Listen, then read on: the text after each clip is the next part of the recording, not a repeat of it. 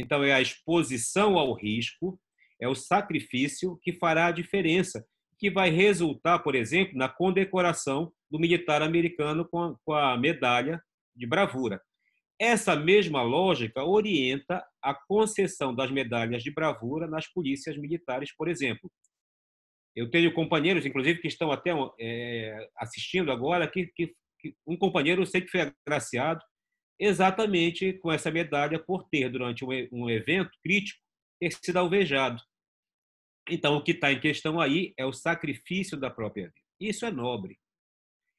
O conceito de valentia que foi posto em questão, que é apresentado pelo Eliezer Oliveira, ele agrega a esse sacrifício da própria vida, essa exposição ao risco, uma outra parte que é até mais importante, que é a capacidade de matar. Então, o valente não é aquele que apenas põe ao risco, mas é, sobretudo, aquele que tem a capacidade, que se dispõe a matar. E é essa valentia, ao que parece, aquilo que eu identifiquei na tese, é essa valentia que orienta a ação policial. Não é só observar a concessão das medalhas de bravura, que são poucos casos, é um evento mais raro, já indicando que no enfrentamento lá nas ruas, a exposição ao risco é muito recorrente no discurso, ela pelo menos não se constata na hora da concessão. São poucos os que são feridos em ação policial, pelo menos os que são condecorados, né? Tendo um dado. Agora, se a gente for olhar a valentia no conceito do Eliezer Oliveira, da capacidade de matar, é só olhar a letalidade policial. No Pará, por exemplo, no ano de 2018, foram 666 vítimas da letalidade policial. No entanto, não estou entrando no mérito de juízo de valor, é um dado somente. 666 vítimas da letalidade policial, da morte por intervenção policial, e 3 policiais mortos em serviço. Para 222. Não é difícil você, a partir desses dados, falar que existe uma guerra na rua, porque não há paridade de forças nessa questão. Bom, mas sobre a valentia e a bravura é essa questão que eu gostaria de apresentar. Rondon, eu devolvo eu não sei, Azor, eu devolvo a palavra e fico à disposição do debate. Eu gostaria de abrir mais uma vez a palavra, e se me permitirem os presentes, saudar aqui a presença do nosso ex-comandante da Polícia Militar de Santa Catarina, o Coronel Araújo Gomes, nosso particular amigo do Coronel Marlon Nazareno. E obrigado por estar conosco. O senhor tem a palavra. Acabo de desmudar o seu microfone. Araújo Gomes. Bom, em primeiro lugar, parabéns pelo debate, né? A questão da letalidade policial é uma questão crucial na compreensão da dinâmica, principalmente das polícias militares, no que diz respeito a 2 aspectos. Um, que é esse mito da guerra contra o crime, que acaba nos empurrando para algumas estratégias de enfrentamento que acabam produzindo cenários que levam aos confrontos esses que individualmente são legítimos, são policiais que se defendem encontrando os meios que têm à disposição, mas que de maneira conjuntural são construídos como uma estratégia de enfrentamento à criminalidade que coloca nossos homens e mulheres em perigo, o que é importante a gente discutir. E o segundo aspecto é o aspecto da construção ou desconstrução da legitimidade da corporação ou das corporações em relação a esse comportamento. Isso já foi muito intenso no passado, no sentido contrário, o que parecia absolutamente desafiador, quando havia um monopólio do discurso do garantismo ativista e do discurso e a hegemonia do discurso de esquerda, mas que se mostra mais perigoso agora, quando uma emergência de um discurso a favor da violência policial como forma de resolução de conflito cria um canto da sereia, dando a impressão de que há um apoio popular a essa dessacralização e banalização da letalidade policial. Então, eu parabenizo pelo debate, dizendo que é um tema dos mais difíceis. Não há uma resposta fácil, porque se numa ponta nós temos os conceitos mais teóricos e filosóficos, determinando que uma polícia de baixa letalidade é aquela que a sociedade deseja, que nós mesmos, policiais, desejamos. Por outro lado, quem conhece as ruas sabe que os cenários que estão montados são verdadeiras armadilhas rumo à letalidade, que os nossos policiais, por regra, lutam pela sua própria sobrevivência e matam muitas vezes legitimamente para proteger a própria vida e a vida de terceiros. O grande desafio dessa discussão, Azor, não sei se você concorda, é como desarmar essa armadilha. Os policiais não devem temer se defender, não devem ser amedrontados quanto ao uso da força, não devem ter a letalidade demonizada como uma vontade sádica, mas, por outro lado, os gestores de segurança pública precisam produzir condições para que esses cenários sejam armados e que a sociedade seja protegida, os nossos policiais possam intervir em cenários mais estáveis e seguros, onde a letalidade não seja necessária. Eu sempre digo aqui, finalizo assim a minha palavra, que tiradas poucas distorções, e elas normalmente são punidas, a letalidade da polícia militar, eu falo pela polícia militar que eu conheço melhor, ela é fruto de uma contingência, de um cenário construído onde o nosso policial encontra meios de resistência que justificam o uso da força e justificam o uso da força letal pelo cenário local posto. O desafio nosso como gestor é não ficarmos apenas nisso, entendermos os macroprocessos. E aí o último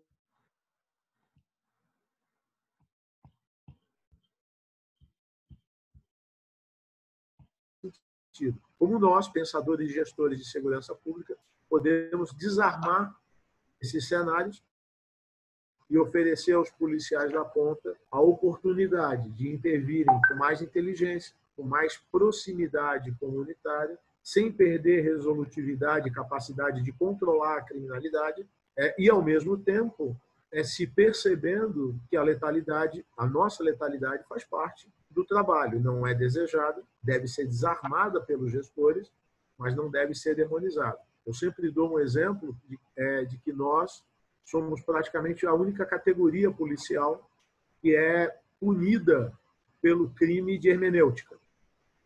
Um policial nosso, em poucos segundos, precisa decidir numa situação concreta se ali estão presentes os elementos da legítima defesa.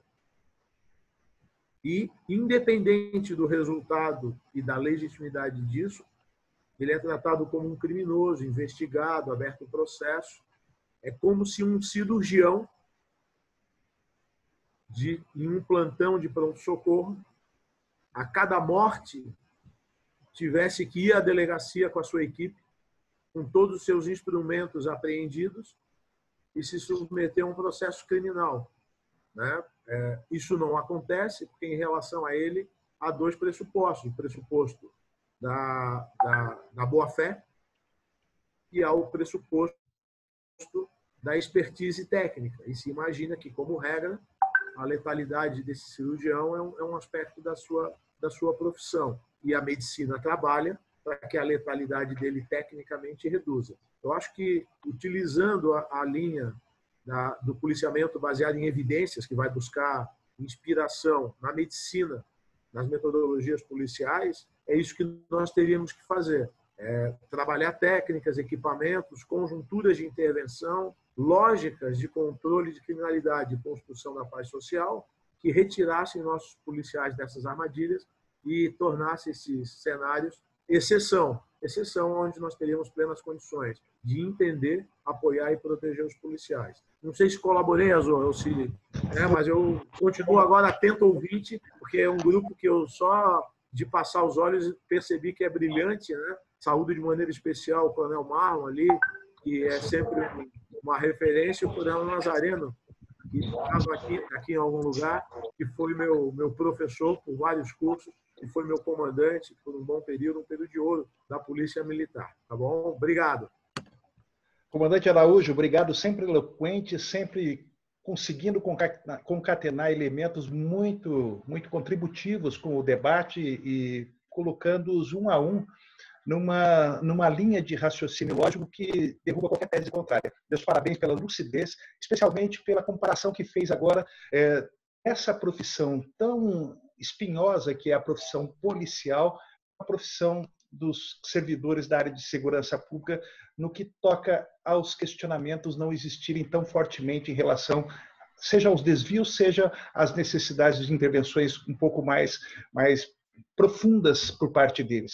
Eu, se me permitirem, eu gostaria de passar a palavra, pediu a palavra ao Arthur, e depois, Arthur, eu gostaria que se preparasse e falasse pela sua experiência como corregedor-geral da Polícia Militar do Estado de São Paulo, que é a maior força policial do Estado em tamanho, em orçamento. Está conosco o Coronel Sérgio. Eu passo a palavra para o Arthur, que pediu a palavra, e logo em seguida prepare-se, Sérgio, ex-corregedor da Polícia Militar de São Paulo, para fazer o uso dela.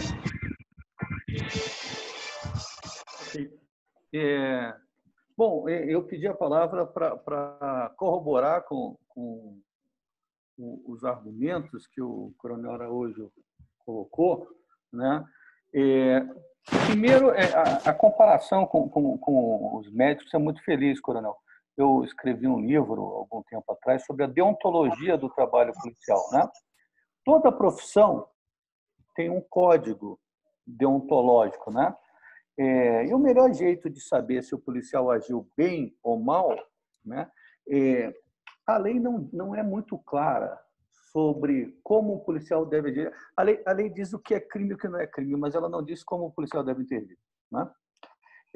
Enfim, a legislação não é clara, e aí é uma grande questão, né? Só quem pode julgar se aquele policial agiu mal ou agiu bem são os outros policiais. Do mesmo jeito, só quem pode julgar aquele médico se ele fez um procedimento correto ou não naquela cirurgia são os outros médicos. Só que os outros médicos têm o Conselho Nacional e Regional, né, de Medicina para aferir isso, os protocolos. E é por isso que os médicos agem por protocolos, né? No Brasil, a boa notícia é que a ideia de termos protocolos já está se consolidando em muitas polícias, né? Mas é importante dizer que muitas polícias brasileiras ainda relutam na ideia de adotar protocolos, né, operacionais, né? Isso é muito importante, né? Essa é a primeira colocação. A segunda colocação é sobre as questões, os dados empíricos, as evidências que a gente tem, né? E aí eu vou fazer uma colocação e vou jogar uma sugestão no ar, tá? A pesquisa que Sandoval fez no Pará é uma pesquisa ampla que envolveu entrevistas, mas e várias outras técnicas de pesquisa, mas envolveu a aplicação de um questionário, tá? Esse questionário é uma adaptação de um questionário já aplicado no Rio de Janeiro, né? Então, eu já jogo uma ideia no ar. Quem sabe o Instituto Brasileiro de Segurança Pública ou outros, né, não adotassem esse questionário, revisassem, enfim, adaptassem-se, né, e passassem a utilizar em outros estados, né? Eu vou dar um exemplo sobre alguns resultados desse questionário no Rio de Janeiro. O Sandoval pode falar um pouco mais sobre o Pará, né? No Rio de Janeiro, para ser bem breve, um dado me chamou muito a atenção na pesquisa que eles fizeram lá. Comparando as diferentes unidades policiais, né, verificou-se o seguinte, né? Os policiais das unidades normais de policiamento, dos batalhões de bairro, né, tinham quase que a mesma frequência em engajamento, em conflitos, né, com tiros, troca de tiros, do que os policiais das unidades especiais, notadamente o BOP, né? Tem algo errado aí, né?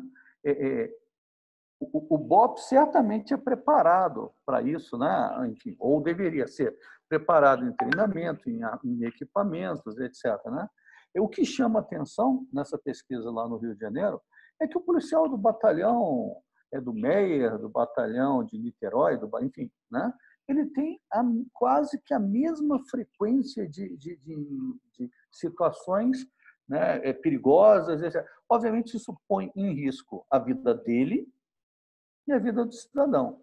E aí uma outra pesquisadora policial também, muito conceituada, eu admiro muito o trabalho dela, Tânia Pink, em cima disso fez algumas pesquisas e ela me contou um episódio importante.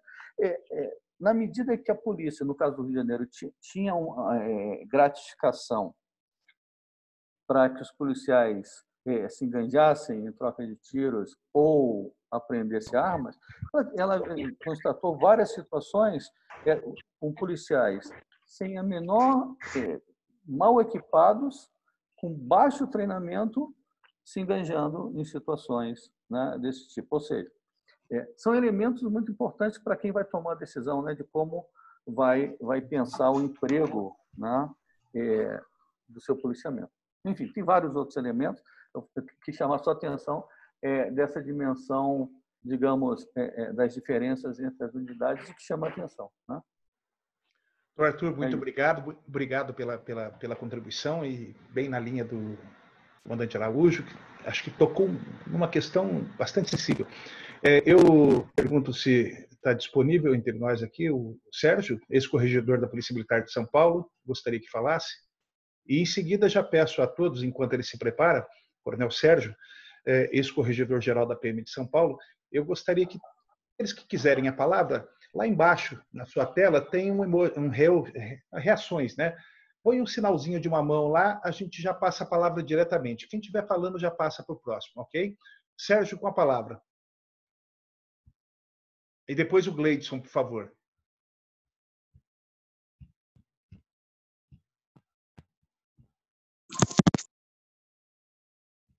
Sérgio, está entre nós?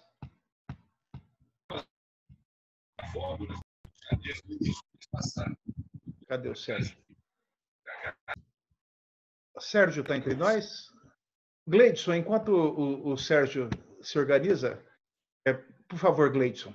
Sim. O senhor me ouve? Sim, perfeitamente, perfeitamente. Todos. Boa noite, serei direto ao assunto. Parabéns aos palestrantes. Fico feliz por poder participar. Sou major da PM no Tocantins e atualmente estou na Senasp. E pesquisei e estou aguardando a publicação referente a transtorno de estresse pós-traumático.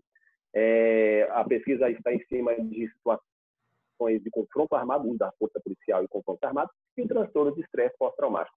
Pesquisei e detectei que dos estados da federação, apesar de existir um protocolo para atendimento de transtorno de estresse pós-traumático pela Senasp, cerca de 15 estados não realizam corretamente esse transtorno, esse atendimento.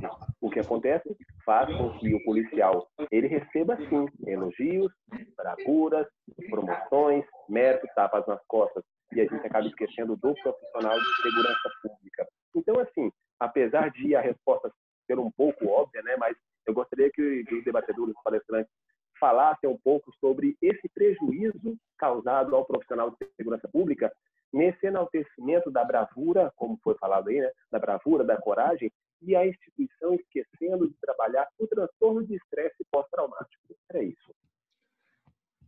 O Sérgio já, acho que agora está disponível. Eu vou pedir que ele faça uso da palavra. Em seguida, Sérgio, encerrando, o Sandoval já tem essa palavra. Sérgio, com a palavra.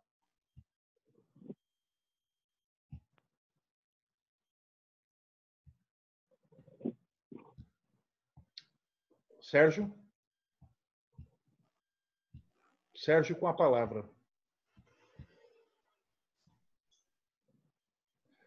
Sandoval, enquanto o Sérgio mais uma vez desaparece dentre nós, né? Ele é o Triângulo das Bermudas, pelo visto, né?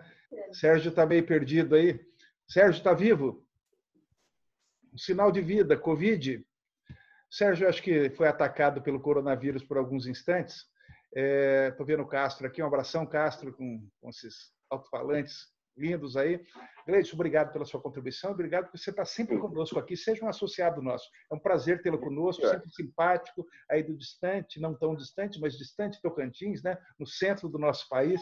Seja bem-vindo. Acho que o Sérgio não voltou ainda. Voltou, Sérgio? Não? Sandoval, por favor. O Sérgio está meio perdido. Eu gostaria de polemizar um pouco a questão levantada pelo comandante Araújo. Primeiro, logo deixar claro que nós estamos falando da mesma posição. Pelo que ficou muito claro, todos aqui defendem uma polícia mais profissional, uma polícia mais democrática e que respeite o direito das pessoas. Então, a gente parte daí. Mas eu gostaria de levantar um ponto. Numa ocorrência, em geral, e a tese do Wilkerson Sandes fala muito bem sobre isso, ao lidar com o confronto armado, a primeira conduta do policial é buscar o abrigo, para depois pensar em reagir. Então, o primeiro passo, instintivo ou premeditado, é buscar o abrigo. Somente após vem o confronto. Então, a tese do Wilkerson fala muito bem sobre isso. Então, qual é o ponto que eu quero levantar? E torno a dizer, eu estou falando isso em benefício das situações legítimas. Se o policial está abrigado, na maior parte das situações, qual a necessidade de prosseguir com o uso da força? Isso tanto é constatado empiricamente que, quando há refém, todas as polícias, todos os policiais, adotam a mesma conduta. Quando há refém nesse processo, o policial não usa força, ele faz a contenção, o isolamento, negocia, busca uma outra alternativa para lidar com esse problema. Agora, se não há refém, o uso da força letal tende a ser priorizado. Então, o que nós estamos falando não é de lei de defesa. O que estamos falando é que muito fundo, seja no consciente ou no inconsciente do policial, há uma tendência ao uso da força. Eu não estou falando mal daquele sujeito. O que eu estou dizendo é que a gente tem, e eu me coloco nesse meio, durante muito tempo, nós replicamos esse valor, que eu torno a dizer lá atrás, a valentia, como algo positivo. Mas não é à toa. O Araújo foi preciso ao levantar o dilema que todo comandante de unidade atravessa, mas que não fica restrito às corporações, porque a sociedade vive esse dilema. Esse dilema ele foi apresentado pelo Eliezer. Ele diz o seguinte, em linhas gerais, que esse é o problema da sociedade hoje. Ela precisa do valente para lidar com essas situações que aparecem, mas o valente é um transtorno, é um problema. O comandante, ele precisa daquele policial que vá se dispor a enfrentar o risco, a correr o risco de vida.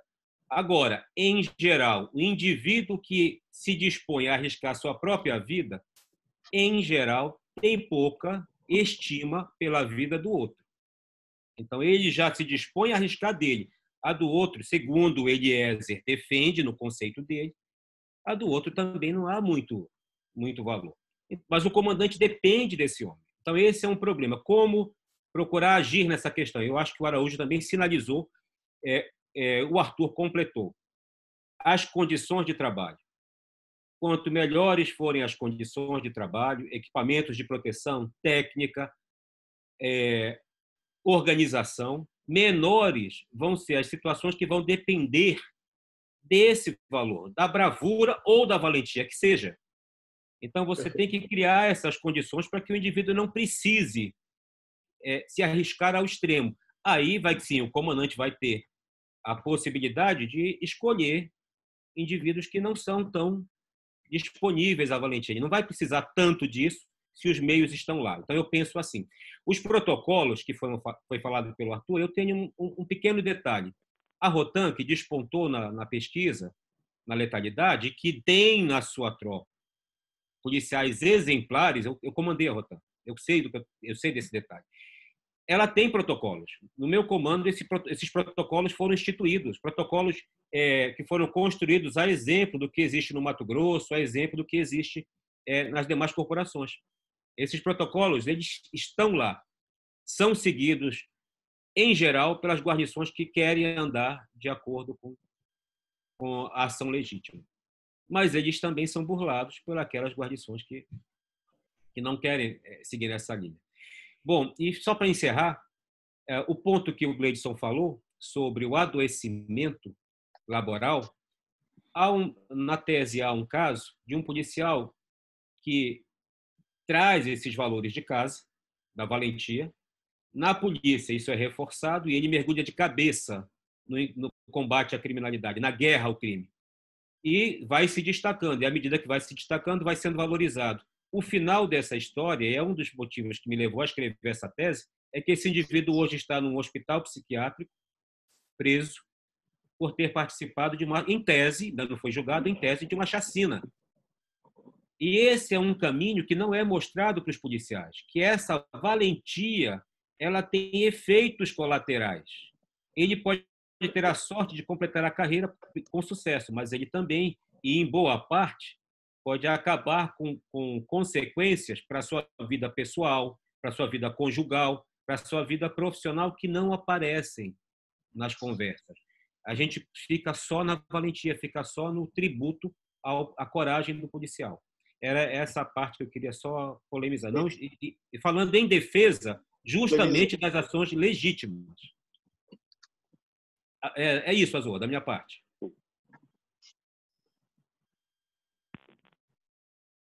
Azul? Não está ouvindo, Gleidson? Não, agora está, sim. Estamos a 8 minutos do encerramento. Antes de mais nada, agradecer a todos, especialmente aos 2 palestrantes, mas a todas as pessoas brilhantes, uma história de vida, de carreira profissional e de dedicação que estiveram conosco até agora, ao Edson Rondon, que está aqui nos auxiliando também bastante. E eu vi alguém acenar, e eu não me lembro agora quem foi há alguns minutos, acho que foi o Ronilton Cavalcante, o Coronel Cavalcante. Eu estou abrindo o microfone, passo a ti e peço a todos que observem na tela. A hora que eu colocar um sinalzinho de positivo, é porque vamos estar perto de encerrar. Naquele instante, eu pediria a palavra respeitosamente a quem estiver com ela. Muito obrigado. Cavalcante, Ronilton Cavalcante.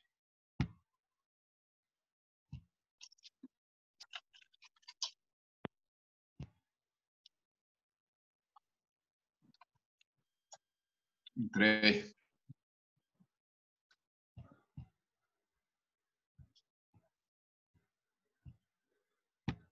Acho que o Cavalcante travou. Araújo quer aproveitar o tempo, Araújo? Parece que você também havia pedido a palavra. Deixa eu só me organizar aqui. Sim.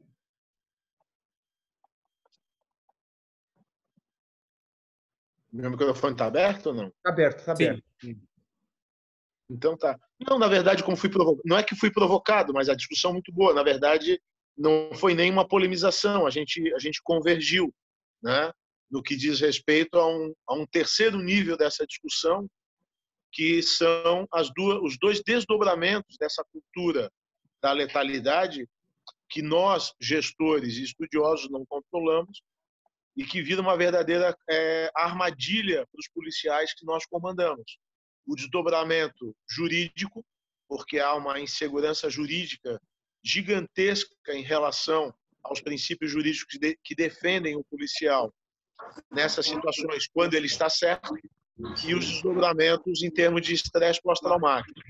Eu fui precursor, viu, do primeiro programa de estresse pós-traumático há quase 15 anos atrás, acho que vai fazer 20, aqui em Santa Catarina. Eu não vou me demorar pela escassez de tempo, mas o depoimento em Santa Catarina é muito parecido com o que o palestrante faz.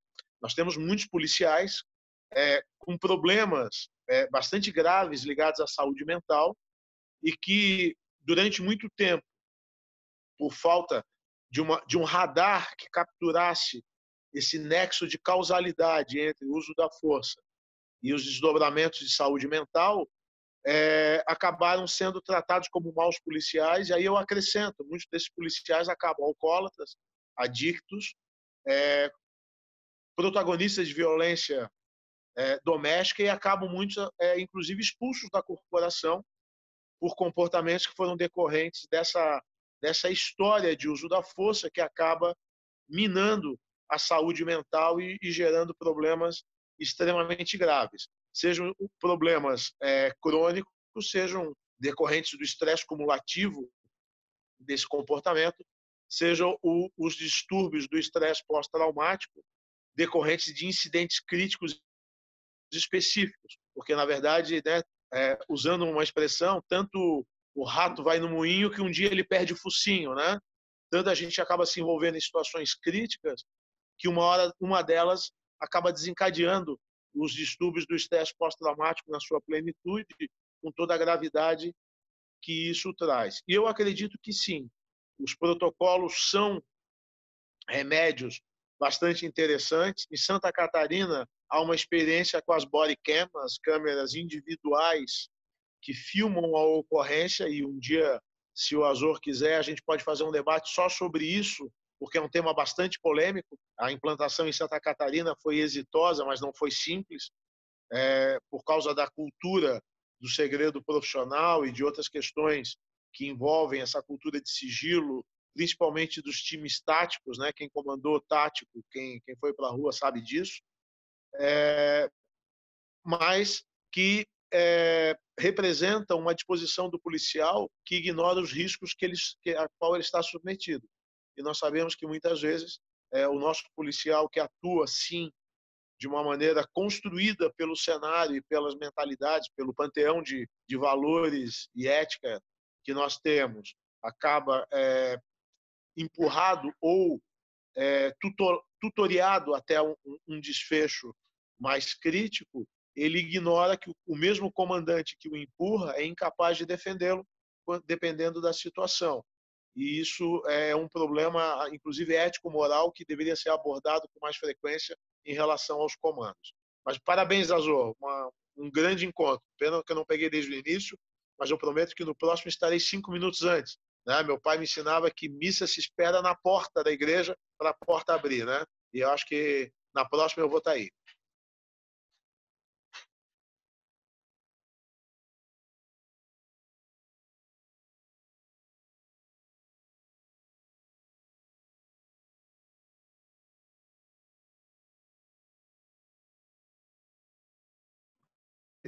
Fica desde já, comandante Araújo, o convite para, numa próxima quinta-feira, se a sua agenda permitir, para que fale sobre essa experiência. O Alex está pedindo a palavra já há alguns instantes, mas realmente o tema chama a atenção e nós estamos perto de 2 minutos. Eu vou pedir desculpas ao Alex, que publicamente ele já levantou a mão há bastante tempo, mas eu gostaria de reservar temos 1 minuto e 51 segundos para que dividissem entre si o nosso palestrante Sandoval e o seu orientador e nosso amigo desde agora, Arthur Trindade. Sandoval, com a palavra. Perdão, Alex. Bom, eu tenho muito a agradecer essa oportunidade de colocar essas ideias em debate. É um problema, é uma questão que aflige a todos nós e por isso que o debate acabou sendo tão proveitoso. Eu agradeço também as contribuições, as ideias que foram levantadas e estou à disposição, tão logo a defesa seja homologada, eu vou disponibilizar a tese no site do Instituto. Muito obrigado, Azor, muito obrigado, Rondon, pela ajuda. Doutor Arthur? Bom, também agradeço a oportunidade do debate, né? Eu acho que o policiamento baseado em evidências é o nosso rumo, né? Em evidências construídas por cientistas sociais, policiais, né? Das ciências policiais. Eu acho que esse é o nosso rumo e eu gostaria de acabar aqui fazendo uma menção a um dos grandes pesquisadores, né, sobre polícias no mundo, que faleceu semana passada, foi o professor David Bailey, né? Talvez ele e mais outros, Bailey é cientista político, mas outros policiais junto com eles, que começaram desde os anos 60 se debruçar sobre esses temas e iluminar, né,